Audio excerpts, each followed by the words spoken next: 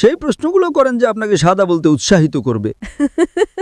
আমি মনে করি যদি আমি কোনো এক ধর্মে নিশ্চিত হই তাহলে আমি ব্যর্থ হব। তাহলে বোন, আমার বিশ্লেষণ হলো আপনি ইসলাম বা খ্রিস্টান ধর্ম দুটোর কোনোটাকে আসলে ভালোভাবে জানেন না। ঠিক আছে। কারণ যদি আপনি সত্যিকারই যে কোনো একটাকে ভালোভাবে জানতেন তাহলে নিশ্চয়ই একটাকে গ্রহণ করতেন। ঠিক আছে। ইসলামই একমাত্র অখ্রিস্টান ধর্ম যেখানে যীশুখ্রিস্টে বিশ্বাস রাখা ঈমানের একটি অংশ।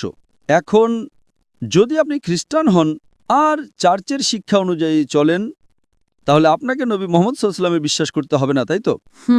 তাহলে যদি আপনি একজন কট্টর খ্রিস্টান হন, আপনি বলবেন মুহাম্মদ সাল্লাল্লাহু আলাইহি ওয়াসাল্লামকে মানার দরকার নেই, তাহলে এতে আপনার মুসলিম বাবার কষ্ট হবে, তাই না? হ্যাঁ।